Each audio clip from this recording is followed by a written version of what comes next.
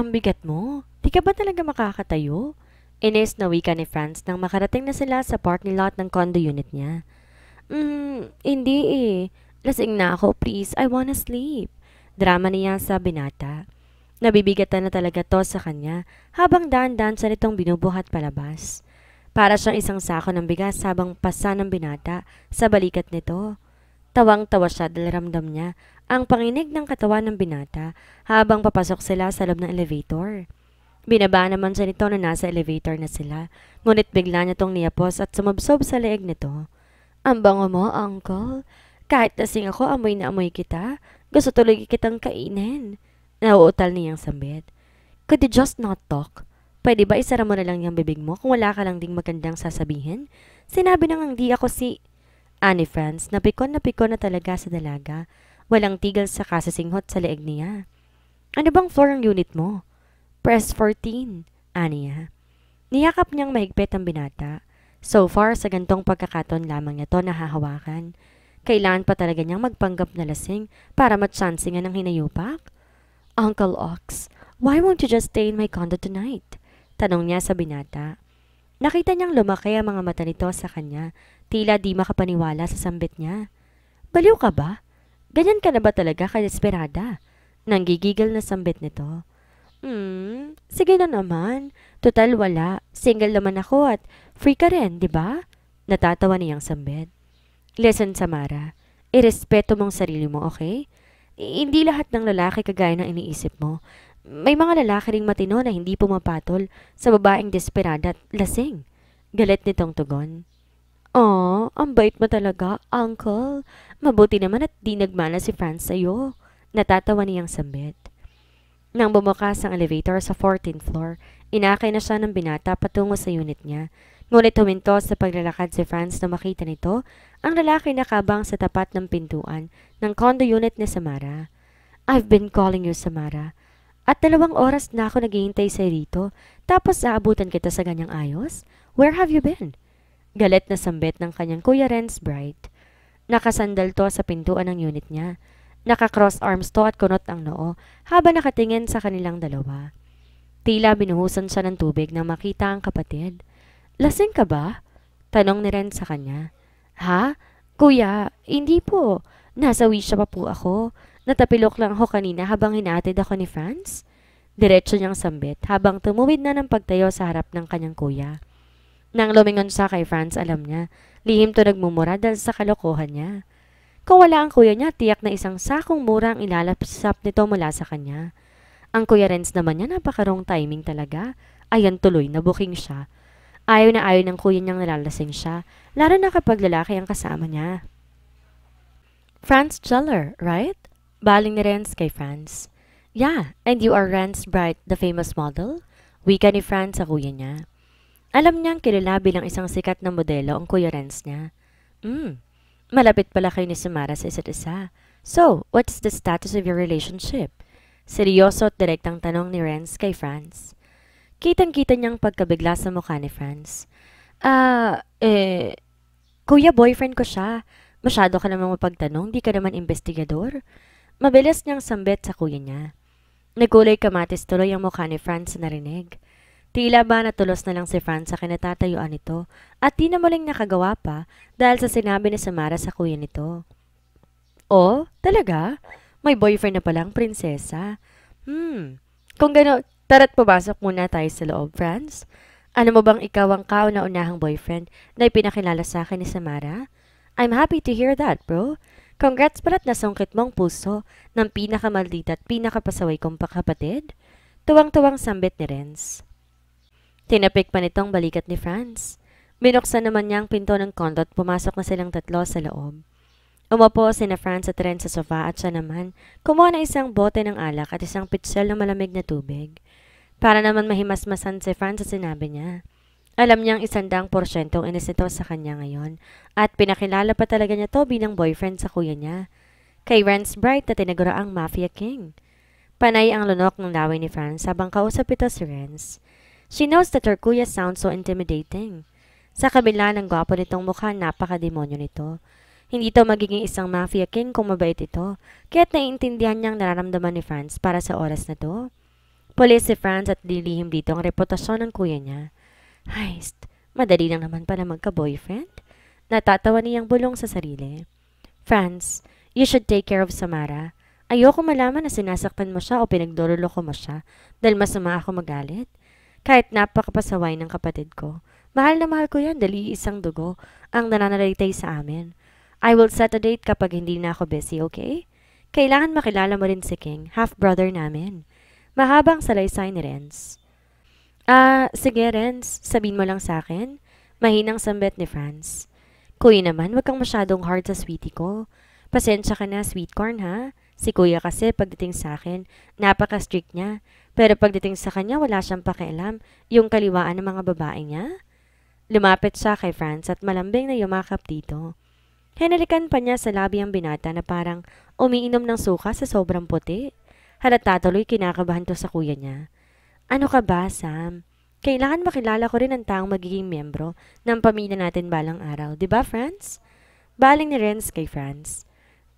Oo. Tama ka. Walang buhay na sambit ni Franz. Para naging manika to sa isang gilid na mag-ilang beses sinampas sa pader. Nawala ng energy ang gwapong pulis sa ginawa niya. So, it's getting late. Tara na, Franz. Sabay na tayong bumaba sa parking lot. Ipapakilala ko siya ang mga tauhan ko sa baba. Ani rin sa instant boyfriend niya. Bye, sweet corn. Good luck, ha? Inalikan niya sa pisngin si Franz na pigil ang galit sa kanya. Inakbayan to ng kuya Renz niya at magkasamang umalis ang dalawa sa kondo niya. Alam niyang kailangan niya ihanda ang kanyang sarili bukas upang harapin ang galit ni Franz Jeller. Nakadekwatro siya habang umiinom sa kape sa cafeteria ni Catalea. Maaga siyang nagising. She's craving for coffee at kumikirot ang ulo niya dahil kagabi. Parang multo talaga ang kuya niya. Palagi nalang sumusulpot oras na gusto nito. Sana pala di niya nalang tinanggap yung regalo nitong kondo para wala tong ideya tungkol sa hideout niya. Hoy, tatawa-tawa ka dyan. Sambit sa kanya ni Catalea. Di niya napansin na para na pala siyang sira na napapangiting mag-isa. Iniisip kasi niyang nangyari kagabi. Sa wakas, napagdiskitan niya si Franz sa panlalait ito sa beauty niya. Natutuwa lang ako kasi may boyfriend na agad ako. Ang dali lang naman pala, no? Walang ka-effort-effort. Proud niyang sambit sa kaibigan. Ano naman ginawa mo, ha? Well, pinakilala ko kay Kuya Ren si Franz kagabi. Sinabi ko boyfriend ko siya. So ayun, kami na agad-agad. Parang loan lang. Wika niya. Nagawa mo yun? Ay, lagot ka talaga. Anikat sa kanya. Hayaan mo siya magdusa. Bayad niya yun sa kinuha niya sa akin. Buti nga mababa lang singil ko sa kanya eh. Samantalang siya, kinuha niyang kainosentihan ko. Mahaba akong sambit. Ikaw naman kasi, ang landi mong babae ka. Sinong hihindi kapag ikaw na mismo naghain ng sarili mo, aber? Wika ng kaibigan. Ha? At parang ikaw lang din, no? Pinili mo pa nga maging bodyguard ni Levi para makuha mo siya. Pareho lang tayo best friend. Same feather. Aniya sa kaibigan. Pero si Franz galit sa'yo. Dagdag panikan. I know. Pero wala na siya magagawa kundi sakyan ng trip ko. Kung ayaw niyang matagpuan na lang siyang nakalutang sa dagat at puno ng seaweed sa bibig niya? Totoo naman talaga ang sinasabi niya. Kagabi pa lang nung pinakilala niya si Franz bilang boyfriend niya, nagpa-background check na kagad ang kuya niya sa binata. At ngayon sure na sure siya, may mga asungot na si Franz at paong mga tauhan ng kuya niya. Bantay sarado to ngayon ng mga tauhan ng kuya Renz niya. Ewan ko sa'yo, Samara. Sana masaya ka sa ginagawa mo. Teka, type mo ba siya, ha? Ang hina mo naman. Gagawin ko ba to kung hindi? Sagot niya kay Catalea. Napatayo siya na makita ang pamilyar na figura papasok sa loob ng cafeteria. Tinanggal pa nitong suot na shades at inisa-isa ang mga tao sa paligid. Bago pa man siya makita ni Franz, nagtago na siya sa ilalim ng lamesa. Mabuti na lamang mahabang kortina ng lamesa kaya nakapagtago siya kaagad bago pa man siya makita ni Franz. Kinarot niya ang hita ni Catalea nang marinig ang impit nitong tawa. Para nakakita ka ng multo ha. Bulong ito sa kanya at muli na naman niya tong kinarot sa kabilang singit upang tumahimik na. Hello, Franz. Umupo ka. Do you want coffee or tea? Tanong ni Catalea kay Franz. Umupo ang binata kung saan siya nakaupo kanina. Coffee na lang please. May hinahanap kasi akong tao eh. Girlfriend ko raw siya. Naligaw ba siya rito? Kasi nakapark ang sasakyan niya sa parking lot. Dinig niyang sambit ni Franz sa kanyang kaibigan. Ah, si Samara ba? Kanina nandito siya pero bigla na lang umalis may pupuntahan daw. Iniram niya ang motor ko. Dinig niyang sagot ni Catalea sa binata. Ah, miss na miss ko na kasing girlfriend ko. Sa sobrang miss ko, gusto ko na talaga siyang tirisin. Gigil na sambit ng binata. Narinig niyang malakas sa tawa ni Kat sa sinabi niya ni Franz. Pigil niya ang kanyang hininga habang nasa baba ng mesa. Don't worry. Sasabihin ko sa kanya yan kapag nakabalik na siya. Sambit ni Kat. Sa isang iglap, tinakpan ng boots ito ang kanyang daliri sa kamay. Impit siyang napaungol dahil sa sakit. Ang tigas ng combat boot ni Franz. Feeling niya lasog-lasog na ang buto niya sa daliri. Ano yon? Parang may narinig akong boses? Tanong ni Franz. Ah, wala. Baka pusa lang yun sa labas. Oo nga, pusa yun. Wika ni Kat. Ah, ganun ba? Tanong ni Franz at muli na naman itong dili ng sapatos sa pagtapak ng kanyang mga daliri. Tangina! Malakas niyang hiyaw. Hindi niya mawari kung nabali na ang kanyang mga daliri sa sobrang sakit. Nataranta tuloy siya at hindi inaasahan. Kinarot ang dalawang kambal na bola ni Franz sa gitna ng mga hita nito. Napasigaw din tuloy ang binata sa ginawa niyang yon at naibugan nito ang kapeng kakalagok pa lamang nito. Si Catalea naman tawa ng tawa sa kinaupuan nito habang nakahawak sa tiyan. Mabilis siyang umalis sa ilalim ng mesa at umupo sa tabi ni Kat. Hinipan niya ang kanyang mga daliring tinapakan ni Franz kanina. Gusto niya umiyak sa hapdi at sakit, ngunit nagtitimpi lamang siya. Oh, ikaw palang munting pusang yon. Oh, hi girlfriend. Ano, masakit ba ha? Sambit nito sabay ang nakakainsultong ngiti nito sa labi. Tila sinadya nitong tapakan ang kanyang kamay kanina. Ang sakit na na. Sambit niyang di pa rin tumitigil sa paghipan sa kanyang mga daliri. Tingnan mong ginawa mo oh. Look around, Samara. Sinusundan ako ng mga tauhan ng kuya mo. Please, bawiin mo ng sinabi mo kagabi. Gigil na sambit ng binata. Ah, okay. Pero sa halagang 10,000,000 piso, babawiin kong sinabi ko? Aniya sa binata. Mas lalong umusok ang bunbunan nito sa narinig. 10,000,000,000? San ko naman kukunin yon ha? Kahit magre-retiro na ako sa trabaho, kulang pa yung 10,000,000 pambayad sa'yo. Galit nitong sambit. Eh di walang bawian? Teka lang naman. Di pa nga tayo nagsisimula bilang magjowa, break na kaagad?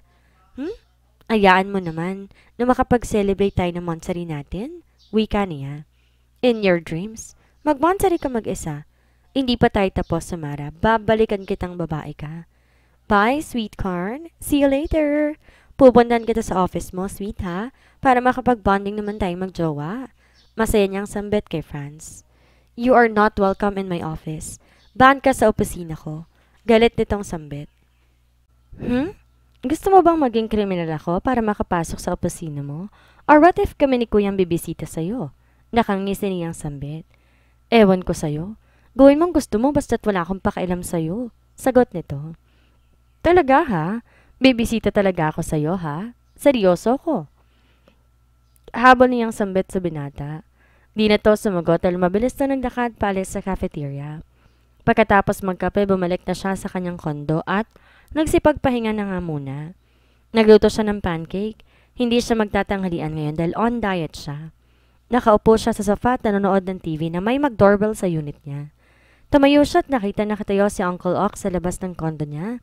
May dala tong isang bouquet ng bulaklak. Pink roses to be exact. May dala rin tong tsokolate sa kabilang kamay. Uncle, naliligawan mo ba ako? Direkta niyang tanong kay Oxford. Hindi. Binisita lang kita. Bakit masama bang magbigay ng bulaklak at tsokolate sa isang kaibigan? Nakangiting sambit nito. Napailing siya at pinapasok na muna si Uncle Oxford sa loob. Umupo ito sa sofa at pagkatapos niyang kunin ang bulaklak at tsokolate sa kamay nito. Di na rin siya nagpatumpik-tumpik pa. Binuksan niya na kaagad ang kahon ng tsokolate at pinapak iyon sa harap ni Uncle Ox. Uncle, next time, pag bumisita ka, dagdagan mo naman ng donut, pizza at burger, ha? Suggestion niya rito. Okay, sige. Next time. Kung manliligaw ka, aba, mamumulubi ka, Uncle. Kasi after 3 years pa kita sasagutin. So, dapat may budget ka na talaga para sa surprise mo sa akin like foods and flowers. Natatawa niyang sambit. Ibang klase ka rin talaga, Sam. Mababankrupt ang maisan at manggahan ko sa'yo. Natatawang sambit nito. Natawa siya sa sinabi nito. Kaya kita binisita, may proposal ako sa'yo. Dagdag nito. Naku, Uncle Ox, hindi ka pa nga nanligaw? Proposal na agad? Santong paspasan ba to? Uncle naman, sobrang high-tech ng brain mo, ha? Inampas niya ang balikat ni Ox nang marinig ang sinabi nito. No, that's not what I mean, Sam. Tumikim munang lalaki bago nagpatuloy sa pananalita. You see, uuwi sa Pilipinas ang ex ko. Best friend yun ni na France at Belen. Balita ko isasama niyang bago niyang boyfriend Ket. Gusto ko sana magpanggap tayo may relasyon. You know what I mean, right? She will attend my party on the exclusive island. Will you help me, Samara? Direktang sambit ni Oxford sa kanya. Heist, ba't kailangan pa magpanggap? Totohanin na lang kaya natin. Biro niya rito. Ngumiti na lang si Oxford sa sinabi niya. Pero exciting tong pagpapanggap na to para sa kanya. Wala namang mawawala sa kanya kapag pumayag siya, diba? Tsaka matutuwa pang damuhong si Franz. Sige, Uncle Ox. Okay na sa akin na magpanggap tayo pero dapat may bayad ha? Marandi niyang sambit. Pero of course, binibiro lang niya si Ox. Anything, Samara. Kahit anong hihilingin mo, ibibigay ko. Ano to? Pasilip nga ng sweet corn mo? Sambit niya. Baliw ka talagang bata ka. Pati ako pinagtitripan mo. Iba na lang at baka hindi ka makakatulog kapag nakita mo. Saway sa kanya ni Franz. Masaya ang kwentuhan nila ni Ox. Bandang alas 5 nagpaalam na rin to dahil may asikasuhin pa raw ito para sa kaarawan nito sa exclusive island. Maganda muli ang gising niya kinabukasan at tulad na nakasanayan, pumunta siya sa cafeteria ni Catalea upang magkape at mag-almusal. Na matapos kumain ay umorder siya ng isang chicken burger at hot choco. As she promised, bibisitahin niya si Franz. Sigurado siyang gaganda ang araw nito kapag makikita siya. Hola, buenos dias, Mr. Jeller. Masayang bati ni Samara na makapasok siya sa loob ng opisina ni Franz. Hinaharang siya ng isang tauhan nito ngunit dined malamang niya ang babaeng ayaw siyang papasukin sa loob. What the hell? Pabuenas na wika ni Franz na makita siya. Sir, I'm sorry. Makulit po talaga ako, di ko po mapigilan. Wika ng babaeng tauhan ni Franz na nakasunod pa rin sa kanyang likuran. Umupo siya sa mesang nasa harapan ni Franz. For you, binili ko sa cafeteria ni Kat. Inumin mo na habang mainit pang hot choco na kasing hot ko. Malandi niyang sambit sa nagulantang na binata. You see, hindi mo kailangan gawin to.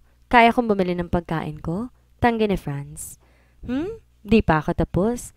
May crispy chicken fillet rin dyan, kasing crispy ng relasyon natin at ng ugali mo. Pambibikso niya sa binata. I am not hungry. Seryoso nitong sambit. Nahiya ka pa? Kainin mo na, walang lason yan, no? Tsaka kung di ka komportable, bayaran mo na lang. 200 pesos lang naman yan eh. Natatawa niyang sambit. Franz, tara na. Let's eat. Luto na ang bango sisig na pinaluto mo. Ay, hello Samara. Nandito ka pala. Come on. Samahan mo kami ni Franz, mag-almusal na tayo. Nakangiting bati ni Belen sa kanya. Nakasuot to ng apron. Di naman nagulat ang babae nang makita siya. Busog na si Samara. Paalas na nga rin siya actually, Belle. Seryosong wika ni Franz sa kanya. Hoy, kakarating ko lang no? Tsaka gutom na ako ulit. Ikaw nga dyan na nagsabing busog ka eh. Tumayo siya at sumunod kay Belle sa kitchen. Nako, favorite nga rin ni Franz itong sisig ko. Lagi niyang nare-request ang sisig kapag off ko sa work. Saad ni Belen sa kanya habang naglalakad sila patungo sa kusina. So you mean, sa Manila ka nagtatrabaho? Tanong niya sa BFF ni Franz. Yeah, dito na ako magtatrabaho next month. Tamang-tama kasi birthday ni Uncle Ox next week. Ikaw, bakit ka pa na nandito? Baling nito sa kanya. Kasi may kaso kaming hinahawakan ni Franz. Ako ang kapartner ngayon sa isang investigasyon kaya nandito ako. Pagsasinungaling niya sa dalaga. Umupo siya sa dining table habang si Belen inihahanda ang mga lamesa. Napakaganda at napaka-sexy naman talaga ng BFF ni Franz. Nakakainis, sobrang close ang dalawa. O baka naman may lihim na pagtitingin na ng dalawa sa isa't isa. Kailan pala magiging regular customer siya sa buhay ni Franz para mabantayan niya ito na maayos? Huli nitong nilapag ang umuusok na sisig sa lamesa. Natatawa siya dahil may naalala na naman siya na makitang ulam. Parang si Franz lang na palaging umuusok ang tumbong kapag nakikita siya. Amoy pa lang masarap na. Komento ni Franz sabay upo nito sa tabi ni Belen. Paborito mo nga talaga, wika ni Belen. Well, namiss ko talaga ang luto mo, Belle. Matamis na sambit ni Franz sa babae. Ang galing mong mambola, Franz. Hayaan mo't malapit lang naman apartment ko sa inyo kaya text ka lang kapag gusto mo magpaluto, ah? Nakangiting sambit ng dalaga. Yeah, sa tingin ko mapapagod ka talaga dahil palagi ako magre-request ng luto mo, ani Franz. Ano pa nga ba magagawa ko? No choice eh, sagot ng dalaga. Guys, excuse me ah, mauna na pala ako, may gagawin pa ako. Belen, salamat sa luto mo ah, masarap talaga. Pwede ka na mag-asawa. Tumayo siya at mabilis lumabas sa kitchen kahit nakadalawang subo pa lamang siya. Mahirap lunukin ang kinakain niya dahil sa naririnig niya sa harapan niya. Sa palagay niya, popcorn at milk tea na lamang. Ang kulang at telenovela na ang nasaksihan niya. Kainis? Ano ba tong nararamdaman niya? Gusto niyang magwala at umiyak pero naguguluhan siya. Teka, bakit nga ba siya iiyak no? Tanga, isa siyang assassin. Sananay ang damdamin nila para sa gantong klaseng sitwasyon. Hindi siya mahinang nilalang. Hindi siya matitipag at masisira ng kahit na sino man. Nang dumaan sa mesa ni Franz, kinuha niya ulit ang hot choco na kasing lamig na ng ugali ni Franz at ang crispy fillet na mas matigas pa sa puso nito. Wala naman pala talaga siyang panama sa best man ni Franz na napakagaling magluto. Siya, instant lang alam niya. Instant ulam, instant noodles at instant boyfriend. Magaling siya sa lahat ng instant. Hey, Pogi! Tawag niya sa isang pulis na nakaupo sa desk nito. Yes, ma'am? Sa'yo na to. Kumain ka ha. Payat-payat mo. Sayang, gwapo ka pa naman sana. Sambit niya sa binata sabay lapag sa pagkain sa desk nito. Namula ang mukha ng pulis pero buti na lamang sinabihan niya itong gwapo. Di rin talaga niya mawari ang kanyang ugali. Sinasabi talaga niya ang katotohanan kung ano nakikita niya. Sadyang walang preno lamang ang kanyang bibig. Salamat po sa food. Pagpapasalamat ng binata. Halika nga, tawag niya rito. Tumayo naman ang binata mula sa pagkakaupo at lumapit sa kanya. Magkasing tangkad lang naman pala sila at ang katawan nito tulad ng sa isang Korean actor sa pelikula. Payat pero gwapo at malakas ang appeal. Ano yon, ma'am? Wag mo akong tawagin, ma'am. Hindi ako teacher. Titigan mo nga ako. Focus on my face. Dali. Utos niya rito. Parang batang walang kamuwang-muwang naman tong tumitig sa mukha niya. Maganda ba ako? Tanong niya. Opo, maganda po kayo. Sagot nito. Wrong answer. Napakaganda niyo po. Para po kayong Diyosa sa sobrang ganda mo. Mabilis itong sagot. Good job, Mr. Koreano. Bukas na bukas, promoted ka na. Tinapik niyang balikat nito. Talaga po? Oo, pero ito pa ha. Tingnan mo ang katawan ko. Am I sexy? Naku po, sobra po. Wala pong mananalo sa'yo pagdating sa kaseksihan. Mas sexy po kayo kaysa bisita ni Boss Franz. Mabilis sa sambit ng polis. Totoo? Paniniguro niya. Opo, totoo po. Nag-thumbs up siya sa lalaki bago umalis sa presinto. Tuwang-tuwa ito na magpaalam siya. Nag-promise siya sa polis na magdadalit siya ng pagkain pagbabalik siya. Nasaan ang matangkad at mestisang babae? Tanong ni Franz sa tauhan niya. Kaalis ng po, sir? Ano yan? Tanong nito habang tinitingnan ng plastic na nakapatong sa desk ng lalaki. Bigay po ni Ganda. Kainin ko na raw po. Sagot nito. Ano mo bang sa akin binigay to? Mabilis niyang kinuha ang plastic sa lamesa ng tauhan.